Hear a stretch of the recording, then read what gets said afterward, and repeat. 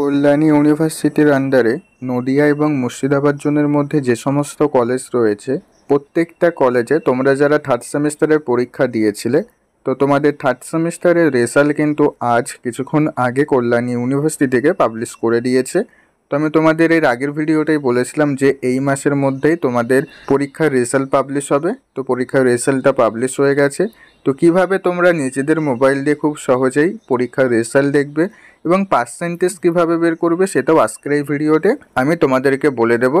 কাজেই আজকের এই ভিডিওটা তোমরা প্রত্যেকেই প্রথম থেকে শেষ পর্যন্ত দেখো। ভিডিওটি ভালো লাগলে ভিডিওটি অবশ্যই একটি লাইক করে দেবে এবং আজকের ভিডিওটা তোমার বন্ধুদের মধ্যেও শেয়ার করে দেবে।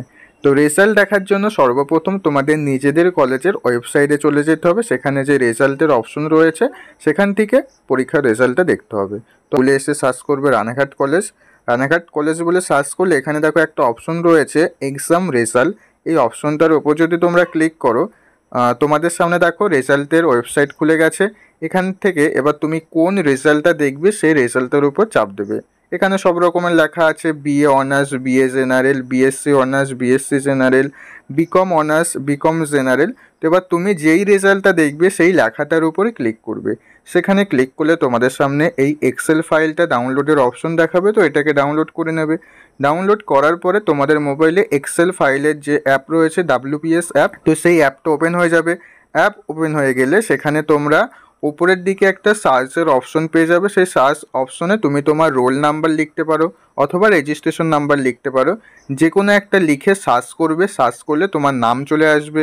নামের পাশে যদি লেখা থাকে কোয়ালিফাই, তাহলে তুমি পাস করে গেছো এবং কত পার্সেন্টেজ পেয়েছো সেটা তোমার পাশে দেখিয়ে দেবে। ঠিক আছে, এটা পার্সেন্টেজ বলতে এটা SGPA পয়েন্ট। তো এই SGPA পয়েন্ট থেকে পার্সেন্টেজ কীভাবে বের করতে হয় সেটা পরে বলে দিচ্ছি।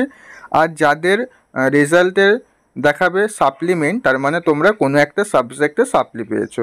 এবার কোন সাবজেক্টে সাপ্লি পেয়েছো সেটা তোমার পাশে সাবজেক্ট লিখে দেবে যে এই সাবজেক্টে তুমি সাপ্লি পেয়েছো। তো আশা করছি রেজাল্ট কীভাবে দেখতে হয় সেটা তোমরা প্রত্যেকেই জানো এবং আমি আবারও বলে দিলাম। আশা করছি তোমরা প্রত্যেকেই বুঝতে পারলে। এবার আসা যাক SGPA পয়েন্ট থেকে পার্সেন্টেজ কীভাবে বের করতে হবে। তো এর আগেও আমি তোমাদেরকে বলেছিলাম যে SGPA থেকে পার্সেন্টেজ কীভাবে বের করতে হয়। তো SGPA থেকে পার্সেন্টেজ বের করার জন্য তোমরা প্রত্যেকে গুগলে এসে সার্চ করবে SGPA টু পার্সেন্টেজ কনভার্ট বা ক্যালকুলেটার, এটা সার্চ করবে। তো SGPA টু পার্সেন্টেজ ক্যালকুলেটার এটা যদি তোমরা গুগলে সার্চ করো, তোমাদের সামনে দেখবে পরপর অনেক ওয়েবসাইট খুলে যাবে। তো আমি যে কোনো একটাতেই ক্লিক করছি। আমি প্রথম ওয়েবসাইটের উপর ক্লিক করলাম। এখানে ক্লিক করার পরে তোমাদের প্রথম যে জায়গাটা দেখছো এখানে তুমি কত SGPA স্কোর পেয়েছো সেটা এখানে লিখবে।